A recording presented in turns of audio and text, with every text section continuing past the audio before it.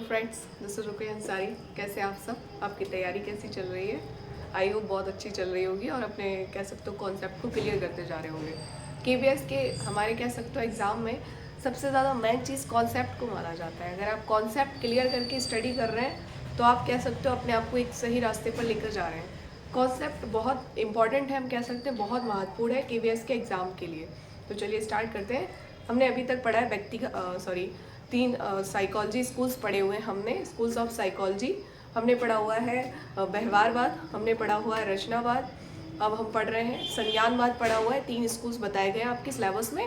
इसमें हमने व्यवहारवाद संज्ञानवाद को कंप्लीट कर लिया हुआ था, आपके मनोवैज्ञानिक बताए हुए थे, जिसमें से आपको 3-4 क्वेश्चंस इजीली मिल जाएंगे। अब हम अपना देखते हैं रचनावाद, लास्ट रह गया है रचनावाद। ठीक, इसका दूसरा नाम निर्मितवाद भी है, कॉन्स्ट्रक्टिविज्म इंग्लिश में कहते हैं इसको, कॉन्स्ट्रक्टिविज्म। हमारा जो व्यवहारवाद है वो कह रहा है कि बच्चा जो है कोरी स्लेट के समान है, खाली बर्तन है, वो उसे भरना है। बच्चे को हम जिस तरह चाहें उस तरह कह सकते हो मोड़ सकते हैं, परिवर्तित कर सकते हैं। हमारा संज्ञानवाद कह रहा है कि बच्चा जो है वो रटता नहीं है चीज़ों को, वो खाली बर्तन नहीं है, वो स्वयं ज्ञान का निर्माण करता है, उसे कोई नहीं सिखा सकता है। ठीक है। हमारा अधिगम जो है अवलोकनीय है, वो क्या कह रहा है? व्यवहारवाद कह रहा है कि बच्चा निरीक्षण करके सीखता है। ठीक है, बच्चा जो है अवलोकन करके सीखता है। कौन कह रहा है? हमारा व्यवहारवाद। हमारा संज्ञानवाद क्या कह रहा है कि बच्चा जो है ज्ञान की रचना जो है वो स्वयं करता है, अपना कह सकते हो खोज विधि के द्वारा बच्चा स्वयं सीखता है। वो कौन कह रहा है? हमारा संज्ञानवाद। लेकिन हमारा निर्मितवाद और सृजनवाद क्या कह रहा है कि बच्चा जो है सक्रिय रूप से ज्ञान का जो सृजन करता है वो स्वयं करता है। ठीक है, ये लाइन याद रखना। अधिगम सक्रिय रूप से, या हम कह सकते हैं अधिगम का सृजन या ज्ञान का निर्माण। अधिगम का सृजन का मतलब है ज्ञान का निर्माण अधिगमकर्ता के द्वारा सक्रिय रूप से किया जाता है।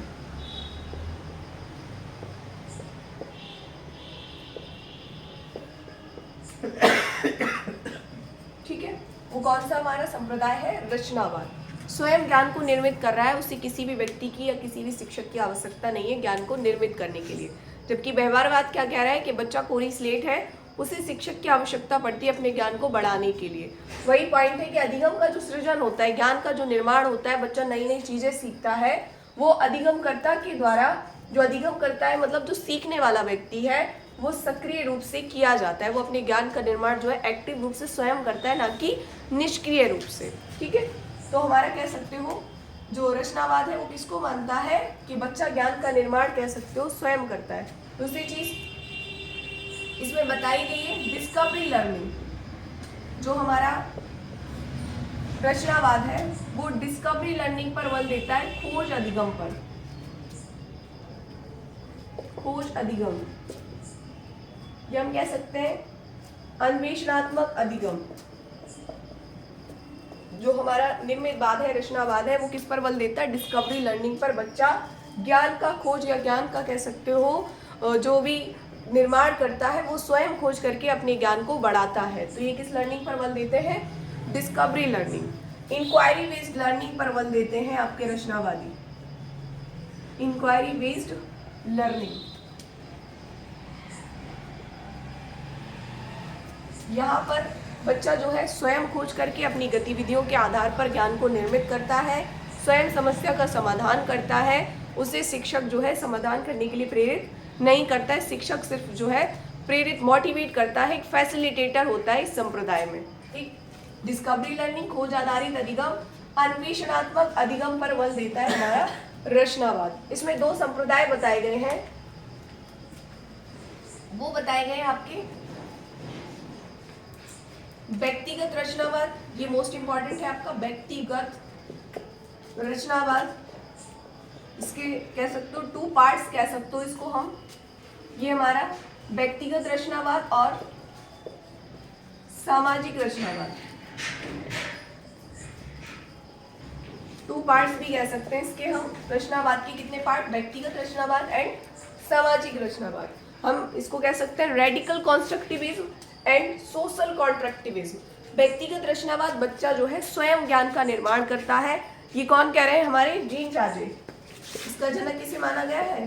जीन पियाजे को। ठीक, बच्चा स्वयं ज्ञान का निर्माण करता है। ये रेडिकल जो कॉन्स्ट्रक्टिविज्म की बात कर रहे हैं, कौन कर रहे हैं?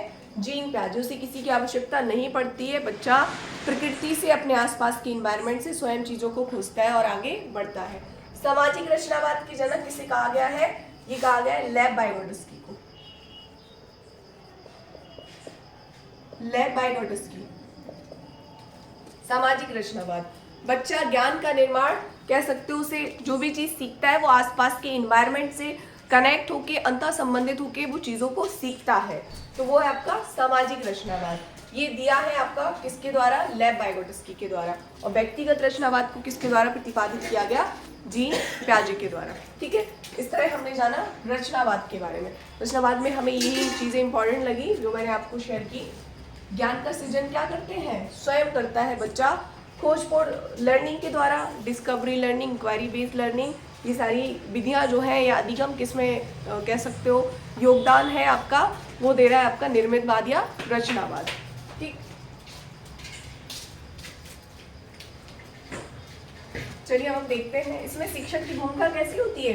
एक मार्गदर्शक के रूप में हमने तीनों संप्रदाय पढ़े। तीनों संप्रदायों की मेन बात थी कि शिक्षक क्या है? एक सुविधादाता के रूप में, फैसिलिटेटर के रूप में ज्ञान दे रहा है। ठीक है, व्यवहारवाद में भी सुविधादाता की भूमिका निभाता है, संज्ञानवाद में भी सुविधादाता की भूमिका शिक्षक की रहती है, और रचनावाद में भी हमारे शिक्षक की भूमिका सुविधादाता की रहती है। अब दोनों कह सकते हो रोल ऑफ टीचर, शिक्षक की भूमिका।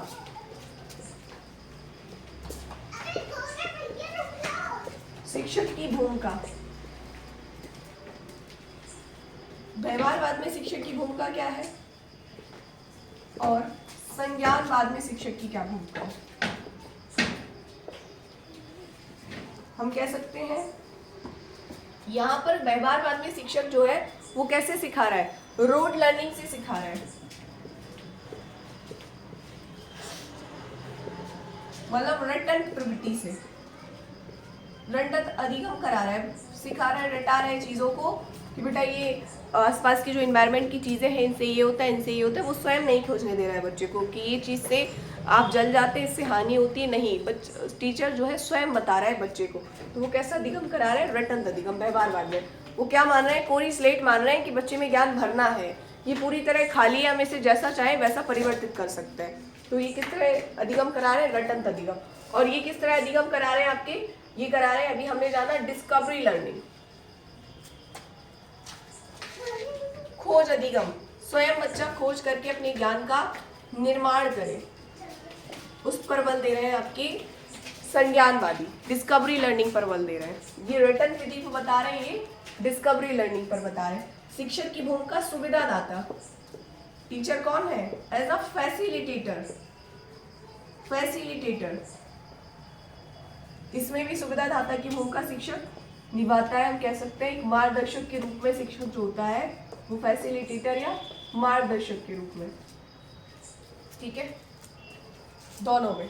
ठीक है, यहाँ पर हम कह सकते हैं चीज़ों को स्वयं खोज करके बढ़ावा दिया जा रहा है, और यहाँ पर जो चीज़ों को एक टीचर जो है उसके सामने प्रस्तुत कर रहा है और बच्चा चीज़ों को सीख रहा है, इन पर बल दिया जा रहा है। व्यवहारवादी दंड व पुरस्कार का यूज कर रहे हैं बच्चे के सिखाने के लिए, जबकि जब बच्चा स्वयं सीख रहा है तो दंड और पुरस्कार की बात कोई नहीं कर सकता है, जब बच्चा स्वयं सीखता है। जबकि व्यवहारवादी क्या कह रहे हैं कि दंड और पुरस्कार से बच्चे को सिखाया जा सकता है, और संज्ञानवादी क्या कह रहे हैं कि दंड और पुरस्कार की कोई आवश्यकता नहीं है, क्योंकि बच्चा स्वयं सीखता है। आप सिर्फ उसे मार्गदर्शन दीजिए, आप उसके सामने अपॉर्चुनिटी लाइए, सीखने के अवसर लाइए। ठीक है, तो इस तरह हमने जाना कि संज्ञानवाद और व्यवहारवाद में क्या शिक्षक की भूमिका है। ठीक, चलिए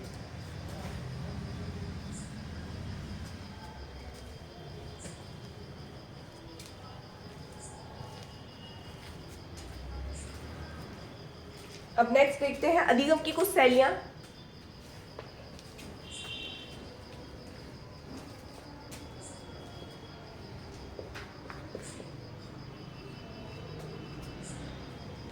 अधिगम की शैलियां,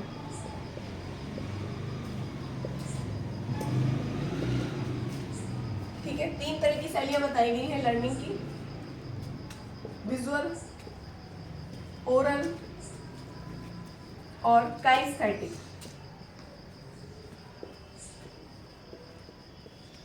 विजुअल में बताए गए 65% बच्चा जो है वो चीज़ों को देखकर जब ज्ञान प्राप्त करता है तो वो लंबे समय तक अपने माइंड में रखता है। ठीक है, आपके सामने जैसे मैं बोल रही हूँ, अब ये चीज़ें आपके कुछ टाइम तक तो मस्तिष्क में रहेंगी, लेकिन ये चीज़ें निकल जाएंगी। यही चीज़ आप जब नोट करके कॉपी में रख लेंगे और दोबारा से चीज़ों को देखते रहेंगे, स्वयं देखेंगे, तो चीज़ें लंबे समय तक मस्तिष्क में रहेंगी। लेकिन जो सुनी हुई चीज़ें रहती हैं वो कुछ टाइम के बाद माइंड से निकल जाती हैं। तो विजुअल जो चीज़ें हम देख कर सीखते हैं, जैसे कि बच्चों के सामने आप कोई चीज़ सिखा रहे हो, एप्पल का साइन बता रहे हो, या हम कह सकते हैं आगरा का ताजमहल दिखा रहे हो, जो भी आप कह सकते हो पिक्चर्स दिखा रहे हो, तो बच्चे के सामने जो है अगर आप ओरली बता रहे हो तो उसके माइंड में इतने अच्छे कॉन्सेप्ट नहीं बन रहे हैं, वो इतने अच्छे से नहीं मस्तिष्क में प्रतिक्रिया कर पा रहे। वही चीज़ अगर आप सामने इस तरह पिक्चर्स के थ्रू दिखाओगे तो बच्चे के माइंड में एक पूरा कह सकते हो चित्र, प्रतीक स्थिर हो जाएगा। जब भी आप उससे क्वेश्चन करोगे वो तुरंत आंसर देगा, हाँ मैडम आपने वो चीज़ हमें दिखाई थी, सुनाई नहीं थी, दिखाई थी, तुरंत आंसर देगा। तो बच्चे जो है विजुअली तरीके से ज़्यादा मस्तिष्क में चीज़ों को रख सकते हैं। तो अधिगम की किस तरह से शैलियाँ होती हैं, दिखाकर सिखाना, वो कहलाता है हमारा दृश्य विधि या विजुअल। ओरल होती है श्रव्य बुद्धि, श्रव्य, दृश्य और गतिक। ठीक, श्रव्य में 30% हम चीज़ों को मस्तिष्क में रख सकते हैं, उसके बाद जो है वो चीज़ें हमारे दिमाग से जाने लगती हैं। सबसे ज़्यादा परसेंटेज किसका है, विजुअल का। काइनेस्थेटिक का जो गति करके हम करते हैं वो होता है हमारा 5%। क्रिया की कुछ टाइम के बाद भूल गए, लेकिन वही चीज़ हमने देख कर की ना, तो वो चीज़ें ज़्यादा समय तक मस्तिष्क में रहती हैं। तो ये क्वेश्चन मोस्ट इंपॉर्टेंट है आपके। विजुअल तरीके से 65%, ओरल 30% और काइनेस्थेटिक 5% चीज़ें मस्तिष्क में रहती हैं। ठीक, चलिए इस तरह हमने जानी अधिगम की शैलियाँ।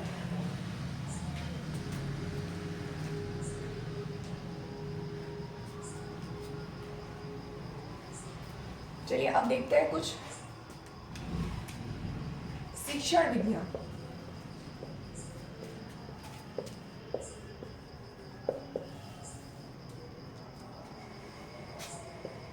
Teaching methods.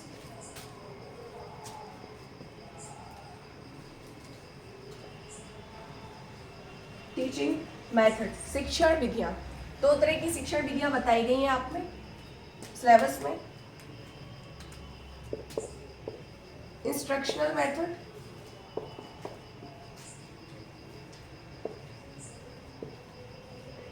या हम कह सकते हैं निर्देशात्मक विधि।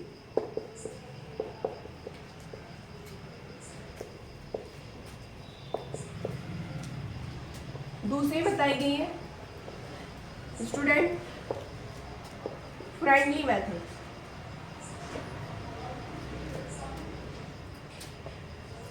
जो स्टूडेंट के साथ फ्रेंडली जो विधियां होती हैं वो यूज़ की जाती हैं, वो होती है स्टूडेंट फ्रेंडली मेथड। और इंस्ट्रक्शन जिसमें कुछ नियम कानून आदेश दिए गए हैं जो मानना ही है, और जिसमें कोई नियम कानून नहीं है, बच्चे की इच्छा के अनुसार जो विधियां हम कह सकते हैं यूज़ करते हैं, तरीका यूज़ करते हैं, वो कहलाता है हमारा स्टूडेंट फ्रेंडली मेथड।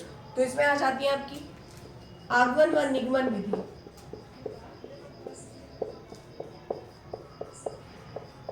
आगमन व निगमन विधि, प्रदर्शन विधि, डेमोन्स्ट्रेशन मेथड, और व्याख्यान विधि, जिसमें बच्चे को इंस्ट्रक्शन दिए जा रहे हैं, व्याख्यान दिया जा रहा है, बच्चा क्या है निष्क्रिय तरीके से बैठकर उनको सुन रहा है, बच्चा एक्टिव नहीं है। यहाँ पर इन चीज़ों में जो मेथड बताए गए हैं निर्देशात्मक विधि में, इसमें टीचर एक्टिव है, यहाँ पर स्टूडेंट एक्टिव नहीं है। जो भी करना है, जिस तरह सिखाना है, टीचर को सिखाना है बच्चे को। यहाँ बच्चा स्वयं नहीं सीख रहा है, तो वो कौन सी विधियाँ हैं, आगमन व निगमन विधि, प्रदर्शन विधि और व्याख्यान विधि।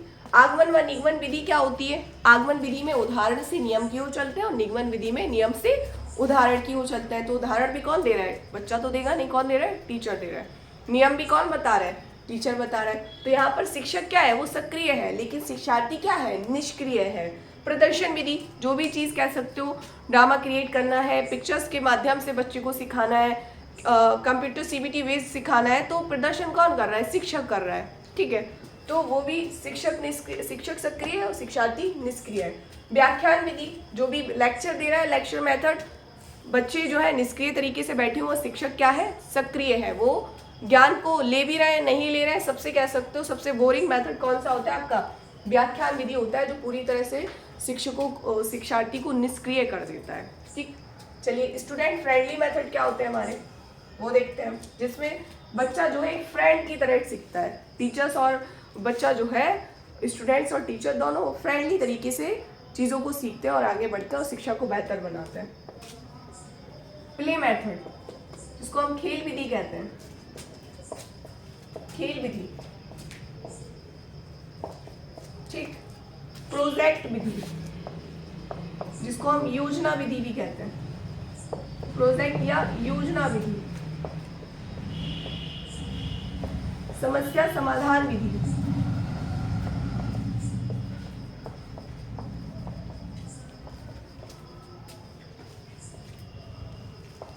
समस्या समाधान विधि।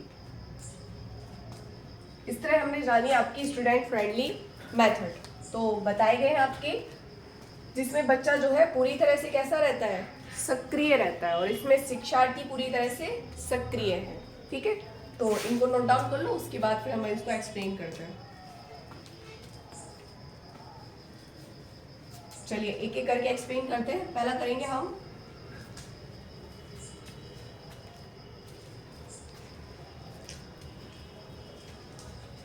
अच्छा, ये क्वेश्चन भी एग्जाम में बन सकता है कि व्याख्यान विधि में बच्चे सक्रिय रहते हैं या शिक्षार्थी सक्रिय रहते हैं या शिक्षक सक्रिय रहते हैं? तो कौन रहता है सक्रिय? शिक्षक सक्रिय रहता है और शिक्षार्थी निष्क्रिय रहता है। किस विधि में? व्याख्यान विधि में।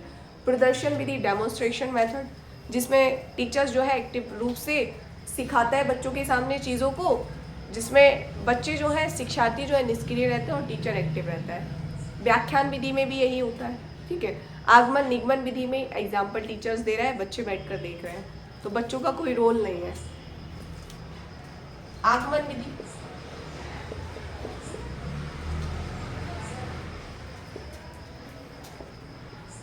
इसके जनक कहा जाता है अरस्तु को।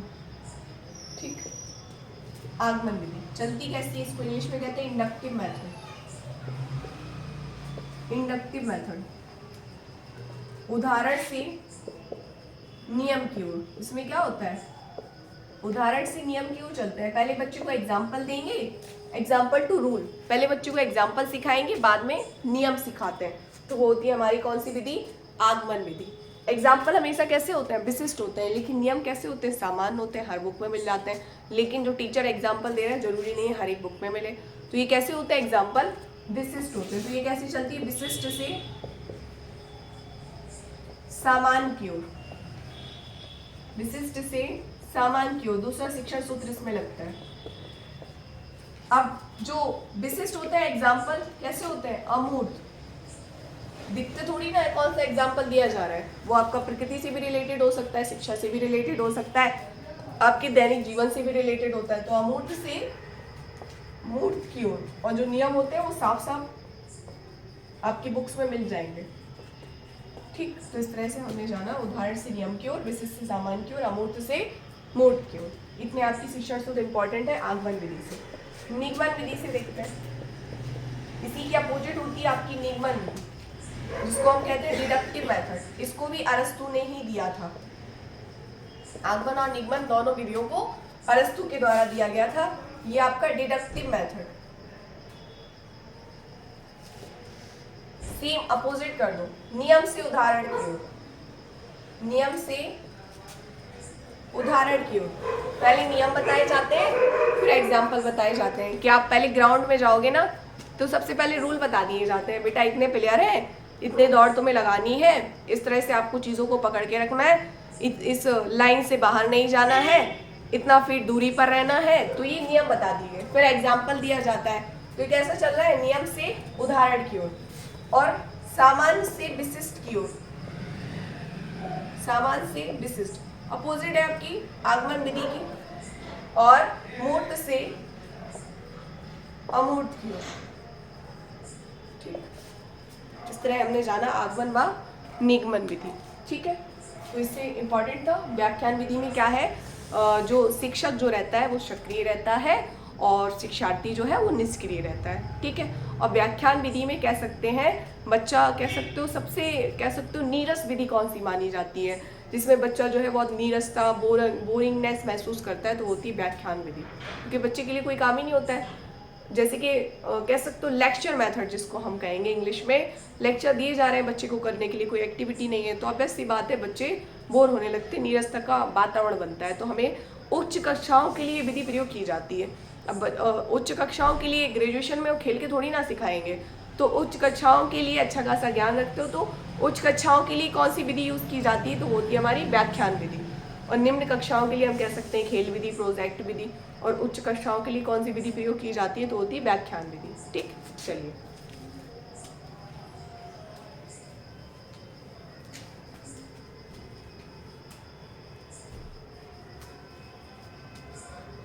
नेक्स्ट देखते हैं हम खेल विधि। खेल विधि के जनक कौन है, ये आपके माने जाते हैं फ्रॉबेल। ठीक, लेकिन फ्रॉबेल कह सकते हो खेल विधि के जो है, कह सकते हो इसको फेमस किया था, लेकिन इसको बनाया किसने था, तो वो बनाया था आपका कोल्डवेल कुक ने। किसने, कोल्डवेल कुक। खेल प्रणाली के जनक भी कहा जाता है कोल्डवेल कुक। अब दोनों में से जो भी ऑप्शंस आपको दिखे उन पर आप टिक करना। खेल विधि जो है हम कह सकते हैं ये फ्रॉबेल जो है, खेल विधि का दूसरा नाम बालोद्यान विधि भी है, हम कह सकते हैं। किंडरगार्टन विधि के नाम से भी जानी जाती है ये, किंडरगार्टन। ये गार्डन इसलिए लिखा क्योंकि जर्मन भाषा का शब्द है किंडरगार्टन विधि। कौन जनक है, फ्रॉबेल। क्योंकि किंडर का मतलब होता है बच्चे, गार्डन का मतलब होता है बच्चे, बगीचा, तो बच्चों का बगीचा, या इसका दूसरा नाम हम कह सकते हैं बालोद्यान विधि। बालोद्यान विधि, बच्चों का बगीचा, क्योंकि बच्चे के लिए कह सकते हो बगीचा है, बहुत सारे फूल हैं। शिक्षक के लिए बच्चे जो है, शिक्षक के लिए क्या है, फूल है। वो जिस तरह फूल होते हैं ना, उन्हें तोड़ा नहीं जाता है, पत्तियां अलग अलग हो जाती हैं, उनको समय समय पर पानी देते रहो जिससे वो बहुत अच्छी तरह खिलकर आते हैं। उसी तरह से टीचर जो है वो कह सकते हो एक माली है, एक कह सकते हो गार्डनर है, और बच्चे क्या एक फूल की तरह नाजुक है, उन्हें हमें बहुत अच्छे से खेल, कह सकते हो उनके साथ खेलकर उनको समय समय पर अच्छी अच्छी चीज़ें उपलब्ध कराकर बढ़ाना है। तो हम कह सकते हैं ये कहलाती है बालोद्यान विधि। किसने दी, आपकी फ्रॉबेल ने। जिससे बच्चे जो है स्टार्टिंग में जो हम कक्षाओं में आते हैं तो हम कौन सी विधि का यूज़ करते हैं, प्रारंभ की कक्षाओं में खेल विधि का यूज़ करते हैं। ठीक, चलिए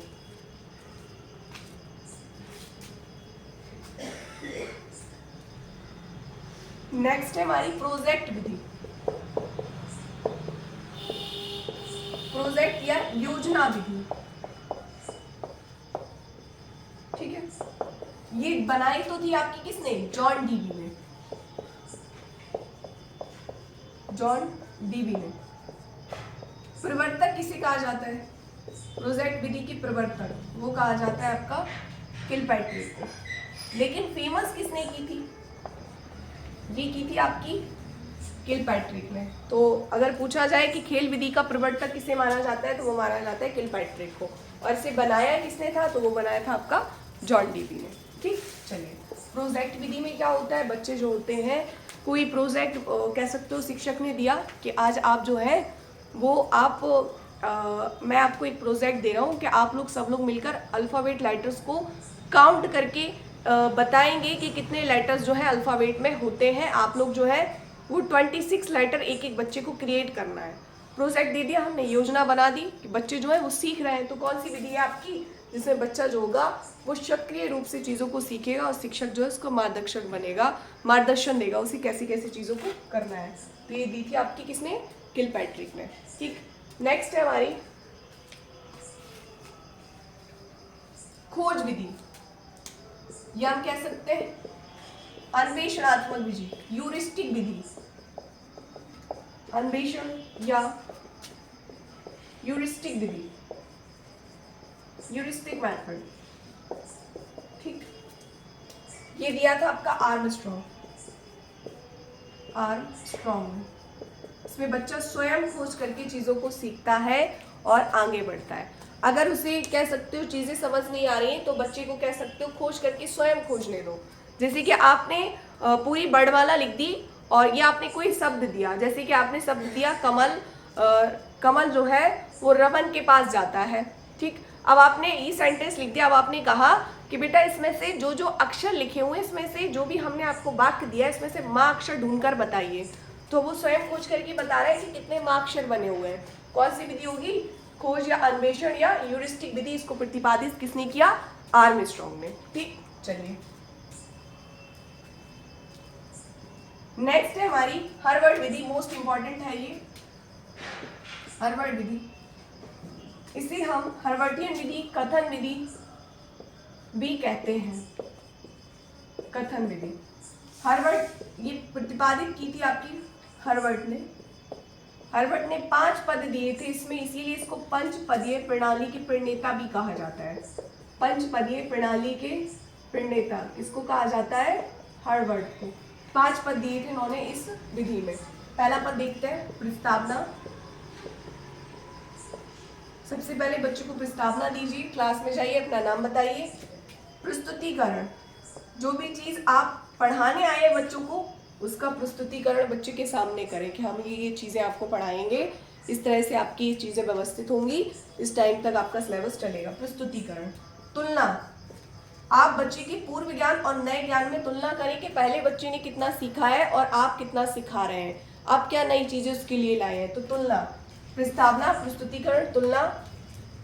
आवृत्ति, बार बार कह सकते हो चीजों को सिखाना। एक बार चीजें बच्चे के माइंड में नहीं आती, दोबारा से प्रयोग कराएं, दोबारा से चीजों का अभ्यास करवाएं, तो वो होता है आवृत्ति। और 5वां होता है प्रयोग। आपने प्रयोग करके देखा कि कितनी हमारी विधि सफल हुई या असफल हुई। तो इस तरह हमने हर्वर्ड की विधि जानी। ये सबसे फेमस विधि है शिक्षा के क्षेत्र में, हर्वर्टियन विधि। एग्जाम में पूछी जा सकती है, इसके पद भी 100%। तो हर्वर्ड को पंचपदीय प्रणाली के प्रणेता भी कहा जाता है। कितने पद दिए? 5। प्रस्तावना, सबसे पहले अपना नाम का परिचय दें, क्लास में जाए, बच्चों से परिचय लें, आप इंट्रोड्यूस कराएं बच्चों से। प्रस्तावना। प्रस्तुतिकरण, जो भी आप चीज़ें पढ़ाने आए हैं बच्चों के सामने प्रस्तुत करें। आप कह सकते हो क्या विषय पढ़ाने आए हो, क्या रिलेट करते हैं बच्चा जो विषय से, दैनिक जीवन से जोड़कर प्रस्तुत करें। तुलना, बच्चे के पूर्व ज्ञान और नए ज्ञान को जोड़कर तुलना करें कि बच्चे ने कितना सीखा और कितना आप उसे सिखा रहे हो। आवृत्ति, जो चीज़ें सिखाई उसका दोबारा से अभ्यास करवाएं। और प्रयोग, फिर उसका यूज़ करके देखा कि कितनी चीज़ें सफल हुई, बच्चा कितना सीखा। इस तरह हमने अपना टॉपिक कंप्लीट किया। अगर आपको वीडियो पसंद आया हो तो लाइक करें, शेयर करें, सब्सक्राइब करें और अपनी तैयारी बेटा बहुत अच्छे से बनाए रखें। और जो स्ट्रेस वगैरह ले रहे हैं बच्चे, स्ट्रेस ना लें, बिल्कुल स्ट्रेसफुल तरीके से अपनी चीज़ों को सीखते जाएं, बढ़ते जाएं और अपने कामयाबी का एक रास्ता निश्चित करें। Thank you.